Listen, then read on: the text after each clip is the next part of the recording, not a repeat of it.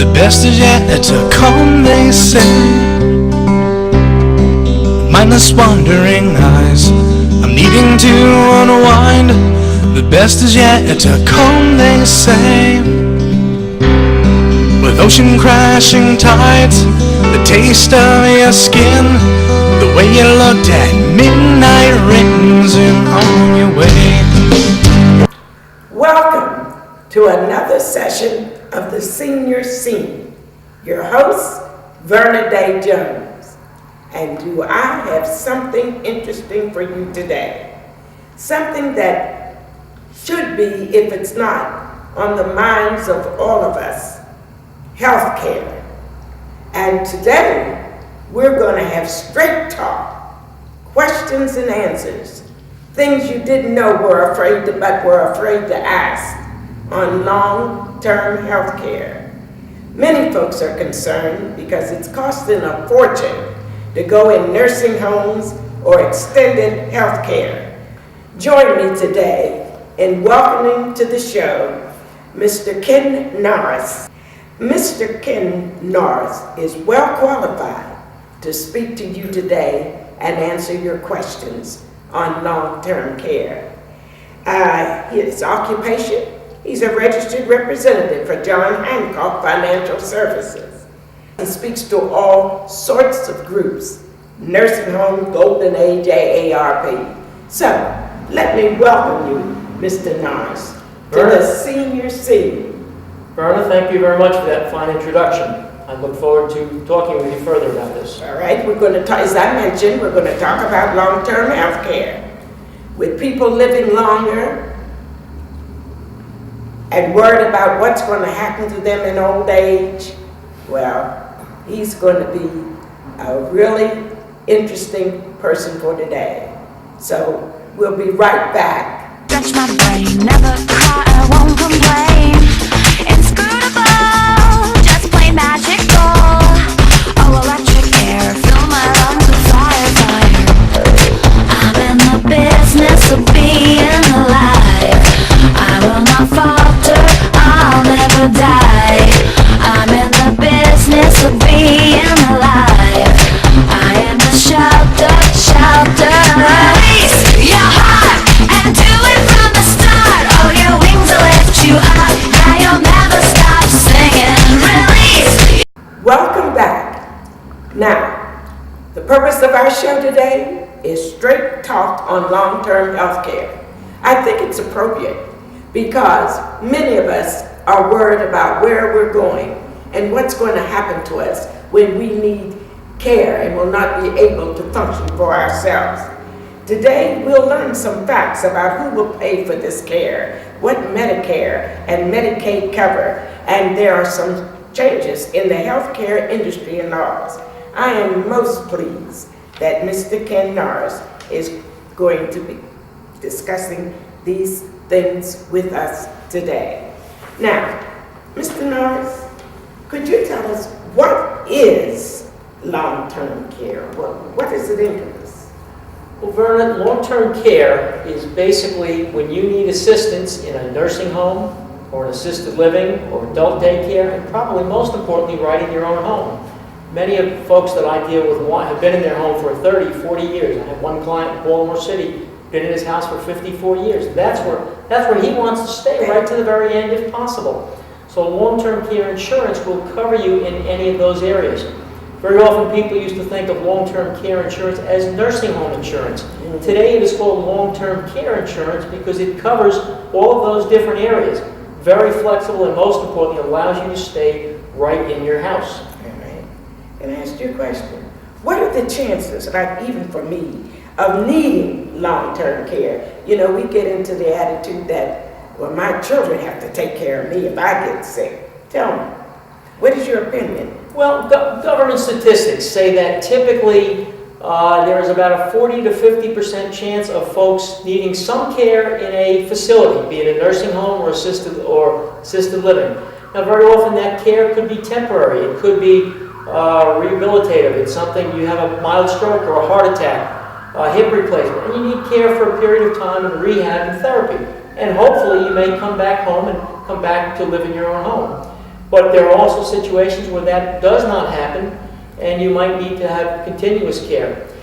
What's more often the case is people receiving care right in their own home. The odds there, according to government statistics, are about 70% roughly of people receiving some kind of care right in the comforts of their own home. That's where most people want to stay and not be institutionalized.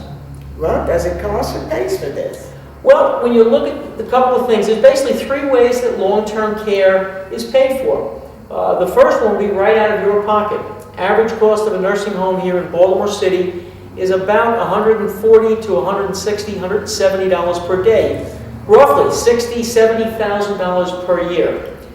That comes right out of your pocket, your bank account. Many folks will say, well, I've got Medicare or Medicare supplement, one of the health insurances.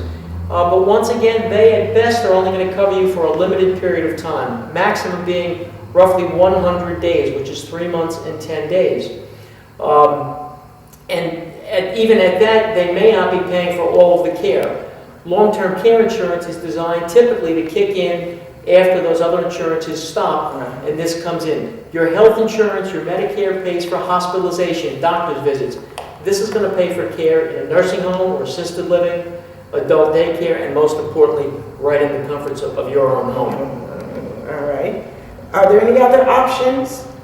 Well, when you look at some of the different options that are out there, again, as I mentioned, you can receive care staying in your home or in a facility. Some of the things about how care is paid for, we mentioned about paying for it out of your pocket.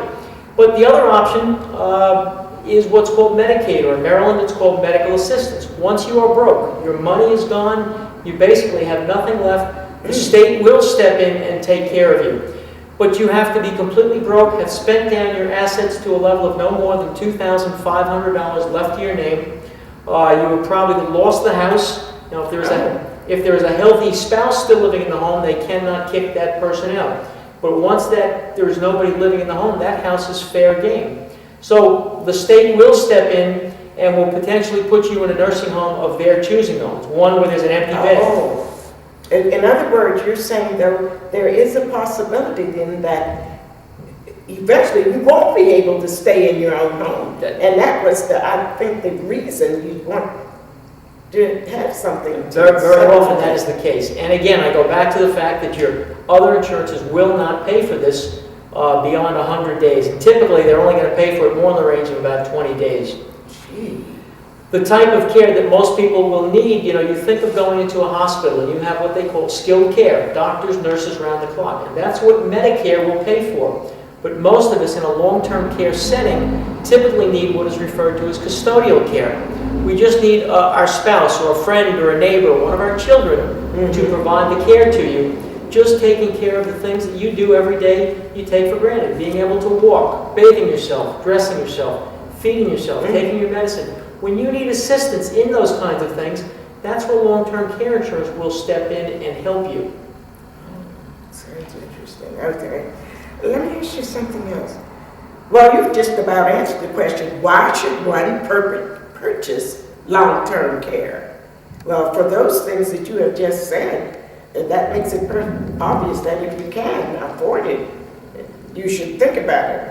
Are there any other suggestions on how to pay for this insurance? Well, let me back up to some of the reasons, again, why people are looking for it, if you don't mind. I don't. Again, some of the purposes, again, is mainly to protect your assets, your home, your finances. Many folks that I deal with have worked very hard in their life. They've paid off the mortgage, put the kids through college, maybe have put away a little retirement nest egg, and they want to protect that. They want to make sure that they don't lose it. They want to save it for themselves or their spouse, or maybe pass it on to their children or grandchildren. Everybody has different reasons of why they would or possibly would not want to protect those assets. The spouse who is the healthy spouse, who is providing the care possibly to their ill spouse, is the one that's most impacted. They are the one who's the caregiver, 24 hours a day, 7 days a week. Or they are writing that check for $60,000 a year and watching the bank account dwindle to nothing. Yes. With long-term care insurance, once again, you have some choices in care. You can decide where you want to receive the care. If you've got a favorite retirement community, or maybe a certain nursing home or assisted living, or most importantly, as I mentioned, you want to stay in your own home and bring the care into your home. Your other insurances typically are going to pay in your home on a very minimal basis. We were mentioning about some of the reasons why people are looking at the long-term care insurance and why it may make some sense for them. Yes. And we had mentioned about the trying to have some choices as to where to receive the care, protecting assets for each other. Often find that folks are trying to protect those assets, again, for children or family or things of that type.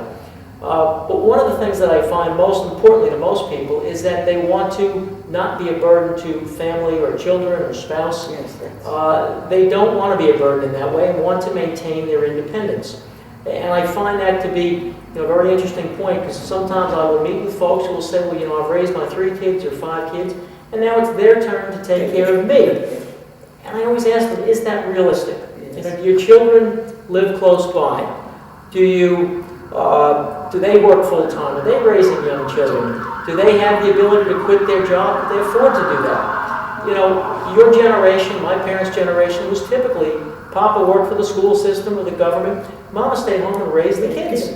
And if there was an aging parent or relative, they just moved in with you. As a child growing up, I had 2 grandparents that literally moved in and out of our house, and my mom was there to take care of them. Society has changed today, and not necessarily for the better, that there is nobody at home. Both husband and wives are working full-time. The children are in daycare, so there's nobody there. The other side of the coin, I've sometimes had the children say, Mom, Dad, you don't need this insurance. We'll take care of you. We'll never let you go in a nursing home. And I kind of ask them those very same questions again. Do you live close by? Do you work full-time? You're raising young children? My own situation, I'm originally from up north, and my brother and sister and I were literally within weeks of putting my mom in a nursing home. And my brother and I lived on Interstate 95, he in New Hampshire, me in Maryland, and we met in New York every other weekend. Yes. My sister, who lived close by, was the one who had the burden Monday through Friday. So we certainly see that possibility. I think very often the children think that caring for mom or dad is just having a bedroom in the back of the house and providing 3 meals a day. It could be 24 hours a day. It could be dressing them, bathing them, feeding them, changing diapers. Medication and all. Medication. It can be all of those kinds of things that can be involved in caring for someone. Your point is well taken. So those are some of the reasons why I think people are looking to try to have long-term care insurance to protect those assets. Okay. We're going to take a short break. Okay. And we're going to come back because I even have a couple of issues that I just thought of while listening to you that I'd like to ask. Look forward to answering.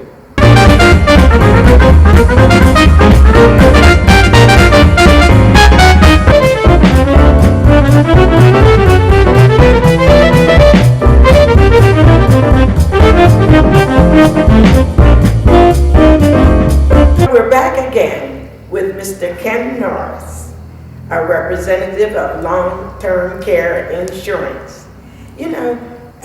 Something interesting you said, Mr. Norris, that I'd just like to address. You mentioned about children thinking that they would be the ones to take care of the children, and yet we all know a parent can raise 4 or 5 children, and only one of them may be the one, that feels in their heart that they should be taking care of mom. But then again, I wanted to just share this with you, that in my day, taking care of your mother, father, and like you were saying, your grandparents were always moving in. That was almost something that was just expected. And it is amazing it didn't have a name to it. Well, let me tell you, Mr. Norris, that some years ago, I worked on I was one of the original that worked on caregiving. And I always have to laugh because that's the name they gave it. But when your grandparents were being cared for, and my mother-in-law, it didn't have a name. Yes. It was just something you were expected to do. And you didn't have to like them either. Oh dear, you didn't have to like them. They were your parents or your grandparents, and it was just a must. So that was very interesting when you were talking, about your experiences with your grandparents and all, because later on, as I said, I worked on this committee, and caregiving had a name then, and a whole lot of different things. So, tell me something. We've talked about us in a way who took care of parents. Who should consider purchasing this insurance? Well, the best way I can explain that, there's some rules of thumb. They're not cast in concrete, but the first rule of thumb is that somebody should have income, annual income, and it could be including your Social Security or pension or investment income, of at least $30,000 per year. There's nothing hard and fast about that, but that's typical income. Assets of at least $100,000. Now, that's not including your home. So if you've got a home that's worth $100,000, they're saying you should have other assets of $75,000 to $100,000 and beyond. Example. If you have less than that, you really don't need the long-term care insurance because you don't have enough to protect. And you will end up being a situation where Medicaid, or medical assistance as it's called in Maryland, will take care of you. Okay. So it may not make sense there. The other side of the coin, if you're Bill Gates, the richest guy in the world, you don't need long-term care insurance because you can buy the nursing home. You know, it's a matter of what's comfortable for somebody. You know, if somebody has assets of probably $3 million or more, they very possibly don't need this insurance. They could pay for it out of investments. But I will tell you, I had a client who was a businessman, was worth about $2 million, and he looked at this as a business decision. He said, for a couple $1,000s a year, for a small amount of money, I'm protecting $50,000 or $60,000 a year with long-term care insurance. So for him, it was a business decision. It made sense to him. Yeah. For a very small amount, you're protecting a very, very large sum of money. That leads me to something else. You stop and think about all of the insurances that we have in life, things that we have protection. We have insurance on our home, yes, and on our car, and health insurance. But hopefully those are insurances we don't use very often. But long-term care is the one thing as we get on in the years that most likely is something we're going to need and could wipe us out financially. So again, most folks are looking to protect themselves from that cost. Mr. Norris, is long-term care the name of this insurance? Is that something that's just come in the last few years? Because seriously, I don't remember hearing about it some years ago. Is it a new concept, or just began that people like you are now explaining to us, you know, about it? Well, long-term care insurance has been around about 30 to 35 years when it first got started. Mm-hmm. It was a product that really nobody understood. It was very, very much in its infancy. It has really gotten the attention of the public probably in the last 10, 12 years, and I can thank Hillary Clinton when she was trying to find health insurance for a national health insurance program many years ago. Yes, I remember. She was looking to include long-term care, nursing home care, as part of Social Security, Medicare, and for individuals in this country. She found out very quickly there wasn't enough money in the whole world to do that, but it brought it to the public's eye. And that's why so many people are looking at long-term care insurance, to protect those assets. And it has really come to the forefront to the public. The federal government is now offering long-term care insurance to its employees and retirees. So many, many companies are now offering a lot of information and about this product. Well, let me ask you, what features should someone consider when looking at this coverage? Well, when you're looking at these policies, there's four main items that you get to select. Just like buying an automobile, you can buy a used economy car, you can buy something brand new at the very top of the end, or a middle type car. But you get to select how much money the policy will pay for you each day. Mm-hmm. I mentioned earlier, typically the Baltimore area is about $130 to $170 a day. Most people I see will generally pick a policy that will pay them something in the range of $100 to $150 a day is pretty typical. So that you have something that will cover you where you're living. Now, if you were going to pick up and move to Boston or LA, the costs are going to be much higher. Montgomery County is certainly much higher. So you want to look at the cost where you live. The second of the main choices is how many years the policy pays for your care. You can choose a policy that would pay for as little as 2 or 3 or 4 years of care, and that's care from the day you get sick. That's interesting. It's not that the policy starts today and runs out in 4 years, it's from the day you get sick. So you might not get sick for another 10 years. It also would cover care for as much as 5 or 6 or 10 years or an unlimited number of years. You get to select that. The one point that I always make when people explain that to folks, they usually will say, well, Ken, I don't have a crystal ball. I don't know what the future is going to hold, whether I should get a 2-year policy or a 10-year policy. A couple of, again, rules of thumb. Government statistics once again say that the average need for care is about 2.5 to 3 years in a facility. So we find a lot of people are looking at the 3 and 4 year policy. I find 4 years tends to be one of the most popular. But more importantly, I always suggest to folks, look at your family history, your genes, your bloodlines. Is there history in your family where people have needed care in a facility or been cared for in the home? Illnesses and things such as Parkinson's, stroke, diabetes, Lou Gehrig's disease, MS, severe arthritis, and the worst case scenario certainly is the Alzheimer's or dementia. That can often go 8 to 10 years of duration. If you have situations of those kind of things in the family, then I often see people wanting to go to the higher end of the scale in buying a policy that would cover them longer term. And very often that makes a lot of sense in that situation. That sounds very interesting. Well, listen, we're going for a break. And don't go away.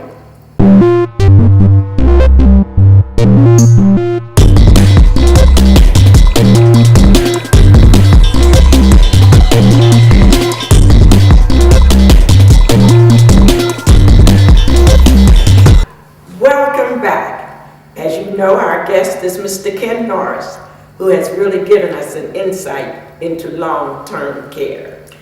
Mr. Norris, there is one question that I would like to ask you before we, round up this most interesting subject.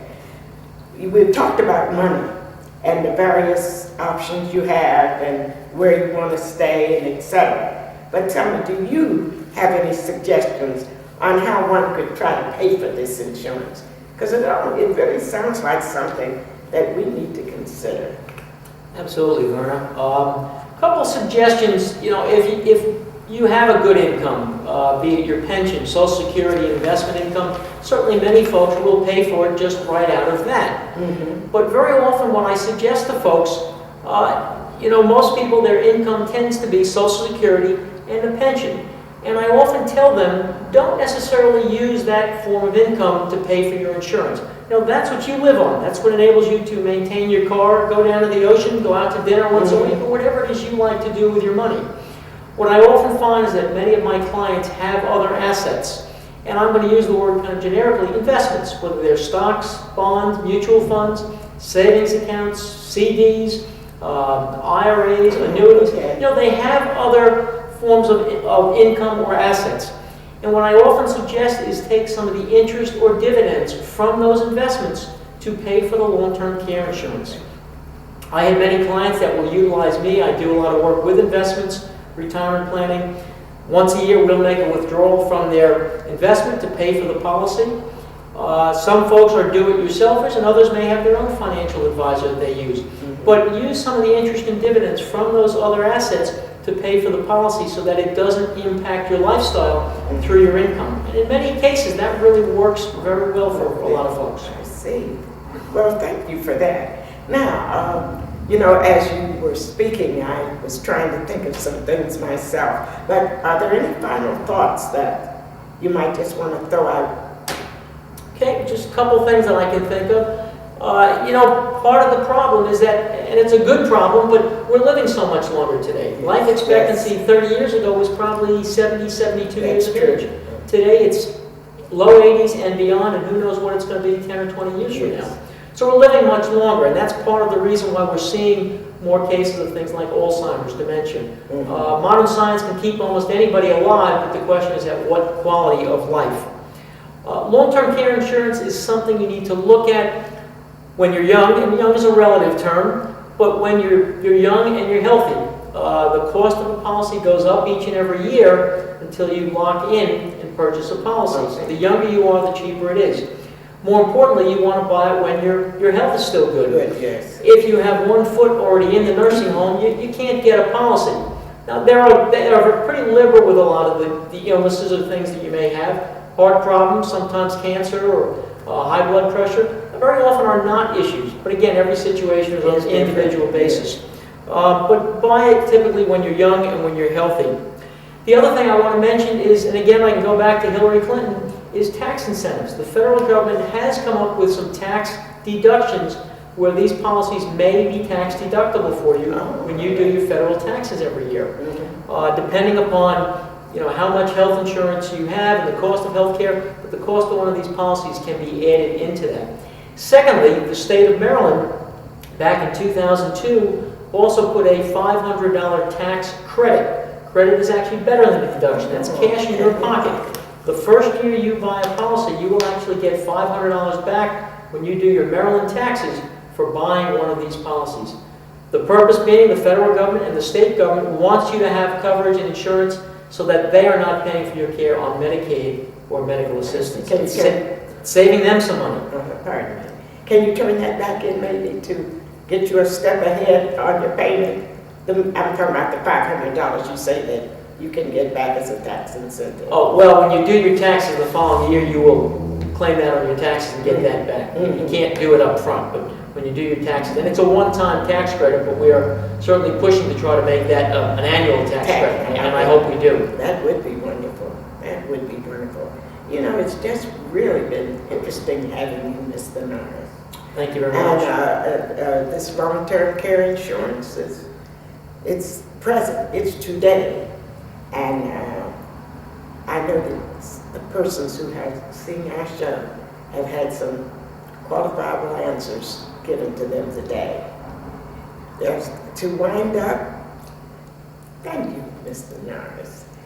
Well, that is another senior scene, and it's been my pleasure to have Mr. Norris with us today. And there again, you have his number. So don't forget, we'll be seeing you on the next senior scene. Have a good day.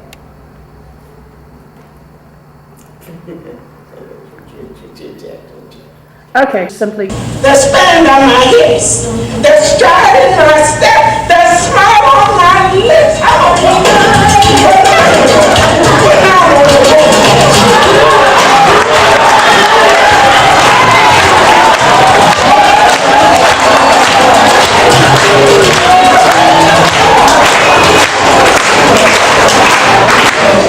Now, when I come into a room as cool as you please, oh honey, they just stand up or fall down on me.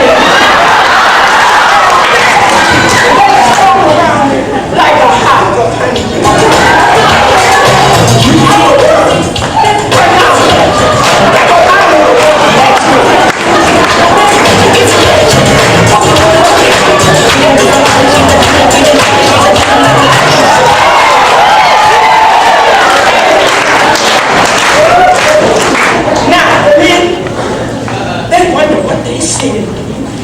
They try so hard to find my inner mystery. And when I tell them, honey, they say they still can't see.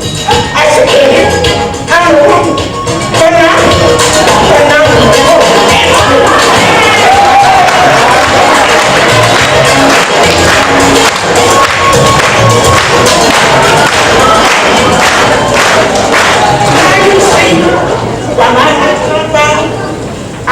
the jump power of talk.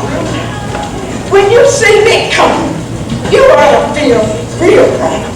I'm going to jump, but no,